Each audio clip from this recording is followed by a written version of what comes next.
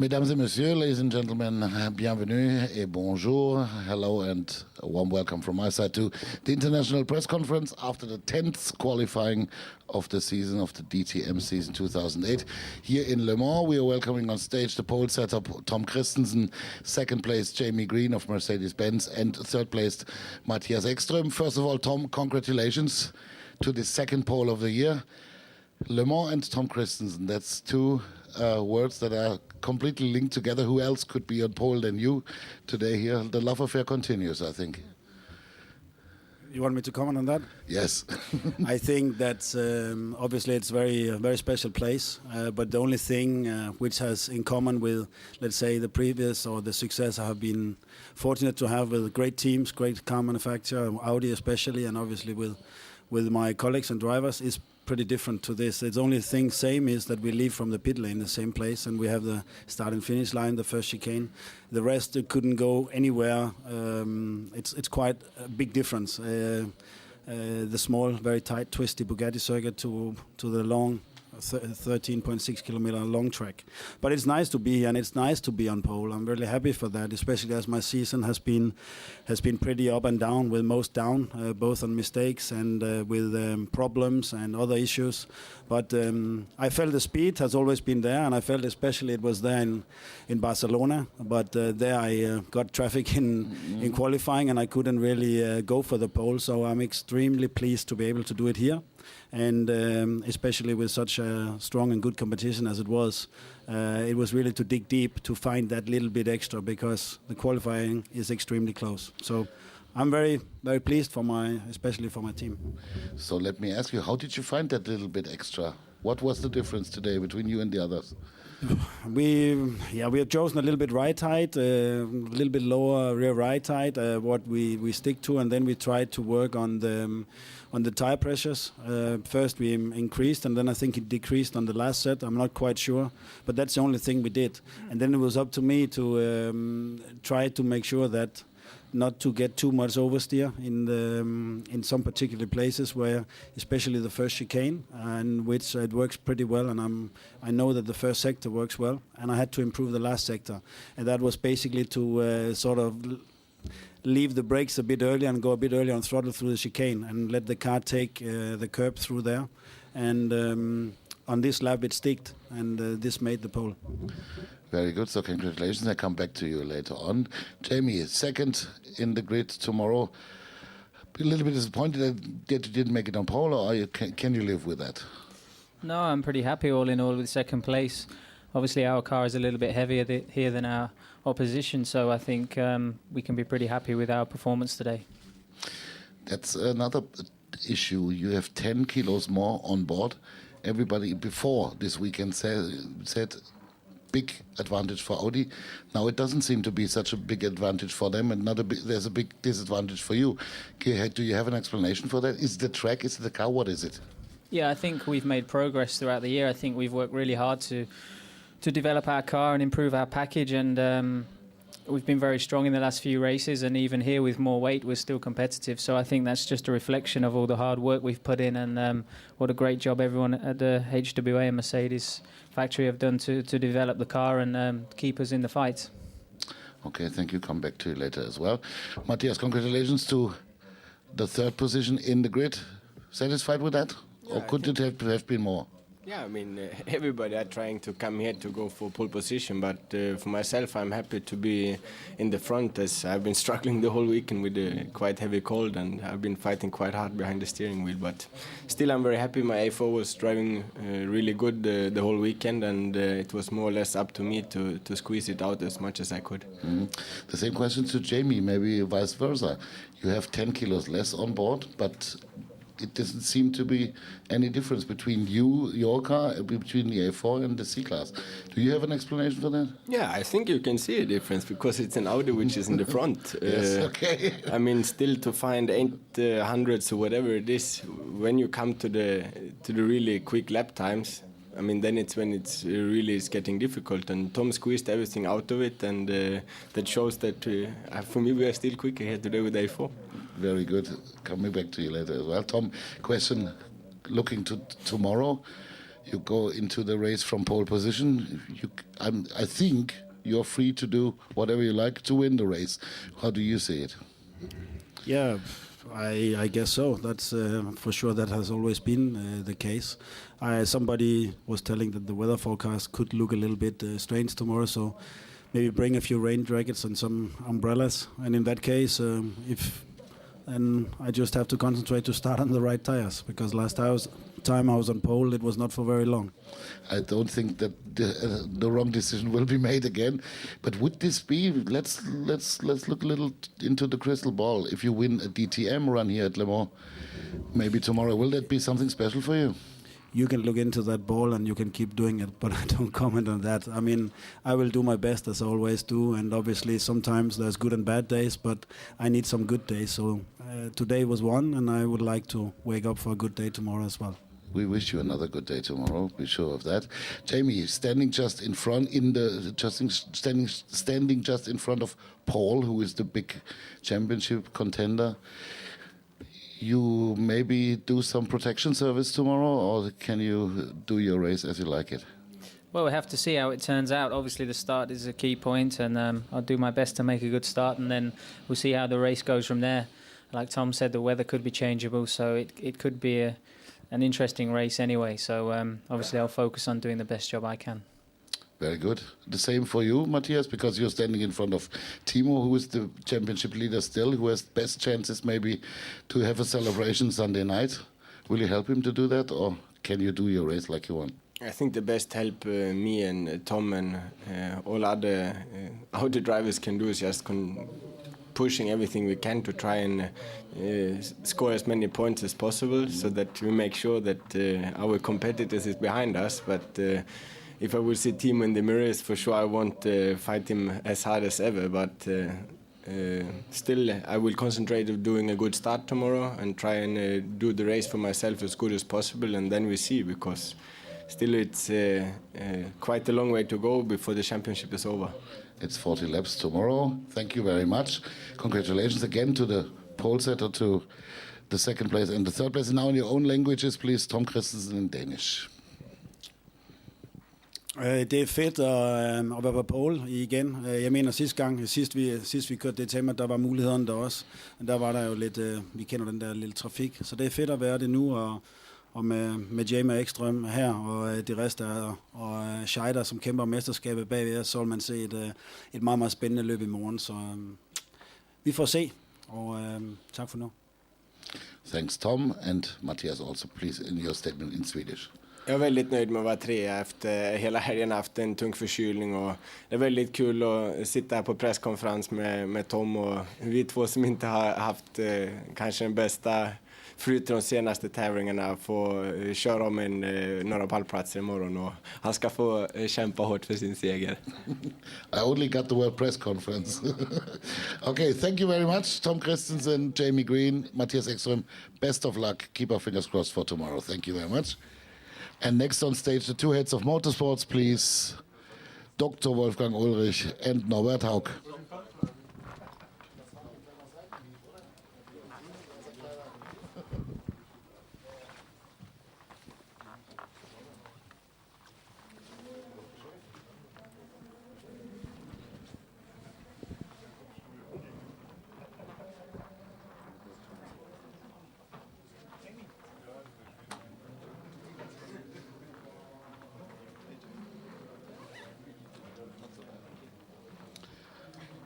So welcome on stage, Dr. Wolfgang Ulrich, Audi, and Norbert Haug, Mercedes-Benz. Congratulations, first of all, to the man sitting on the right, Dr. Wolfgang Ulrich, another pole position for Audi again. But by Tom Christensen, was it the wrong one on pole today? There is never the wrong Audi driver on pole. I have to say it's 7 pole position in 10 races. I mean, it shows how strong the A4 this year is and how strong our team is doing. But we also know that with this competition we have every hundredth count, every hundredth we have to fight for. And this is why the whole team tried to make a good qualifying result out of it. Timo couldn't make it as good as he wanted, for sure. But on the other hand, it's not a drama. He's close to Paul, and these two guys, I think, may have the main battle for the championship. So I'm looking for a good race tomorrow. We have competitive cars, we have a competitive team. We know we have strong competitions, but that's what we are here for, to fight it. And I hope that the weather tomorrow is not that bad that it is really hard for the spectators. But however it comes, we have to take it and we have to make the best out of it. Thank you. Norbert Haug. 4 Mercedes, 4 Audis, 2, 4, 6 and 7. I think it's Mercedes this time. The DTM is as close as it was never before. How do you comment this qualifying? Well, I think it was a good qualifying. I think everybody saw we had it in our hands. We have a handicap, a 10 kilo difference to our competitors, which is certainly not a help here. It costs you almost 0.2 of a second, but that's the name of the game. If you have won the last race, we won 5 of the 9 races so far, which is quite a good score, I have to say. And we have it in the hands. We showed it in the morning. We showed it in qualifying 1. It could have been a little bit better, but I think from that positions everything is possible. Was really close. If you look at the idle lap times of the first 4, this is just separated by 0.1 of a second, which is remarkable. And 2 of our cars are amongst these 4 cars. And so that's quite an achievement as a team. So the basic speed is there. The forecast says rain for tomorrow. Maybe it's getting better a little bit. The latest forecast looks a little bit better than the previous one. But still, there is quite a hectic and chaotic race possible tomorrow. If the rain comes, things can change rapidly. We saw that at the Nürburgring. And it's, I think, quite impressive that we now have 2 races in a row where we line up our cars behind each other. This is a little bit like a script. We are 2, 4, 6 and 7, 4 cars in the first 4 rows of the grid. That's quite good positioned. And I think from what we learned on Friday, we are in good shape. We should be okay.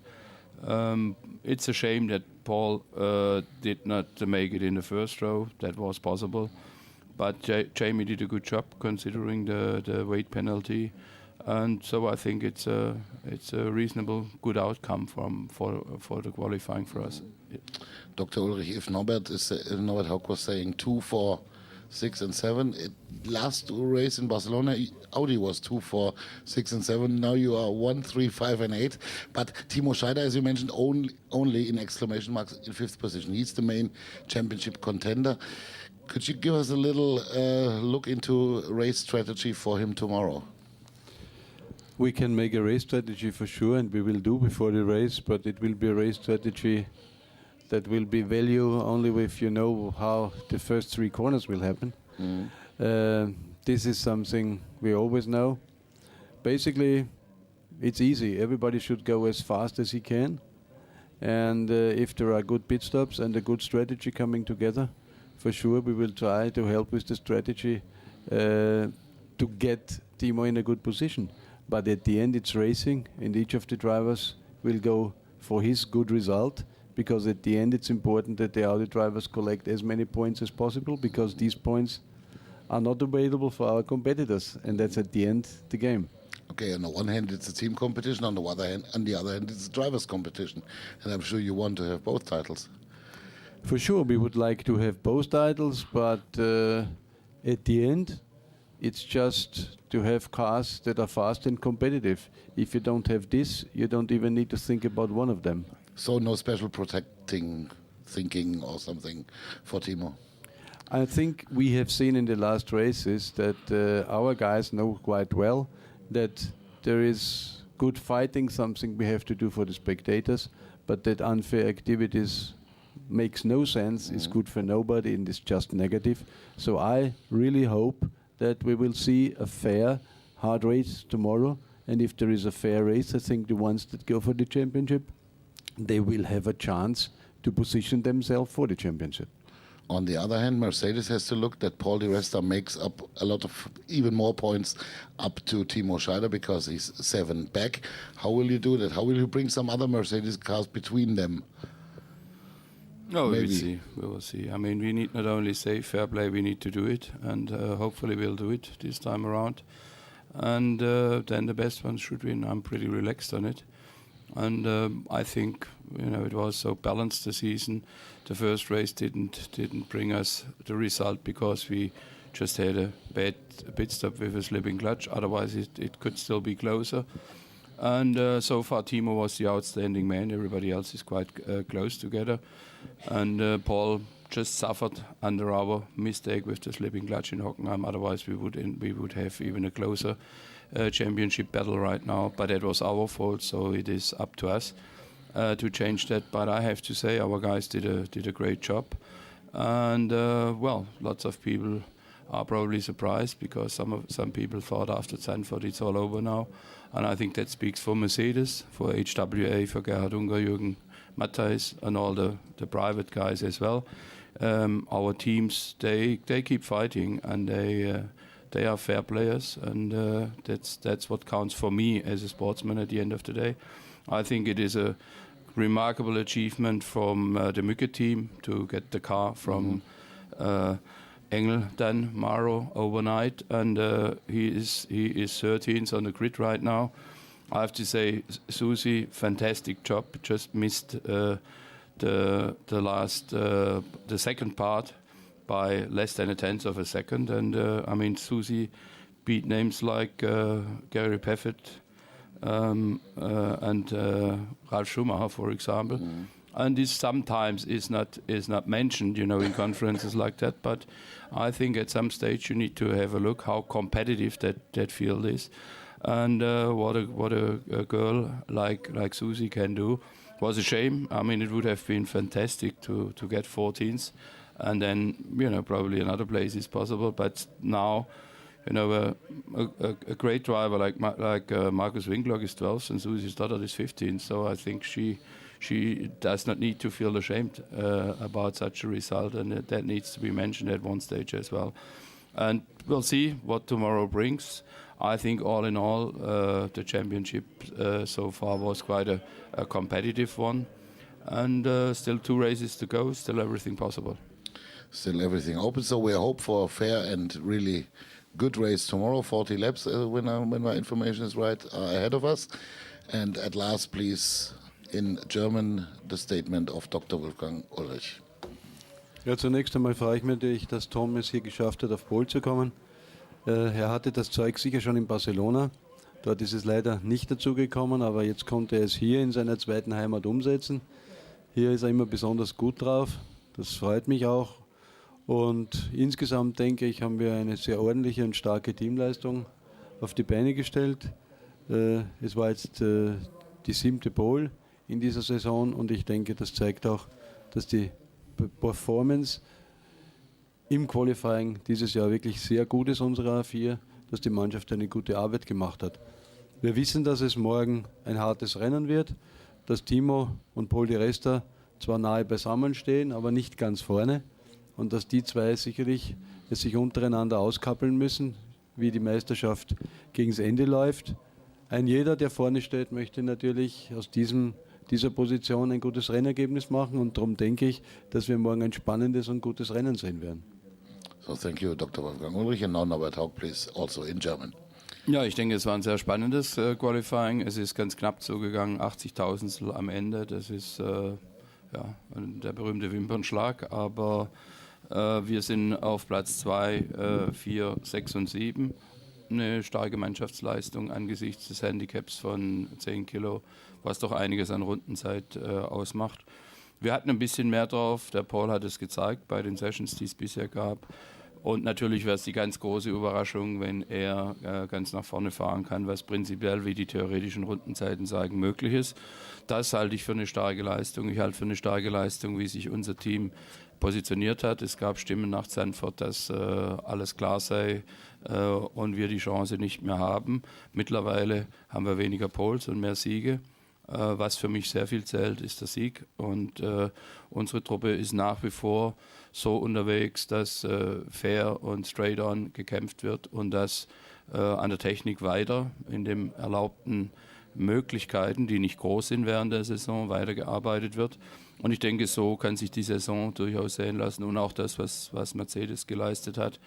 Unsere Gesamtsiegbilanz sieht sehr gut aus, egal wie das Rennen morgen ausgeht, egal wie die Meisterschaft ausgeht. Und das ist das, wenn man einen Langzeitblick auf die Serie wirft, was wir tun, was für uns zählt. Was mir nicht gefällt, ist, wenn es Fahraktionen gibt, wie zuletzt in Barcelona. Das wurde angemerkt und ich hoffe, wir sehen dergleichen morgen nicht und schon gleich gar nicht, wenn es um die Entscheidung der Meisterschaft geht. Das sollte alte Historie sein und nicht praktiziert werden. Und ich hoffe, man hält sich daran und fährt fair und richtig und ohne den berühmten Lackaustausch, von dem man immer spricht, sondern so, wie es sich gehört, so wie es Bernd Schneider über viele, viele Jahre beispielsweise gezeigt hat, viele andere Fahrer auch. Und das würde ich mir wünschen und dann soll der Beste gewinnen, aber eben auf die Art und Weise und nicht mit irgendwelchen Berührungsrumdreh oder ähnlichen Aktionen. Das hat hier nichts verloren. Okay, thank you, Norbert Haug. We're hoping for an exciting and fair, sportive, fair race tomorrow. Thanks, that's the International Press Conference. Thanks, Norbert Haug, and thanks, Dr. Wolfgang Ulrich. See you tomorrow. Danke.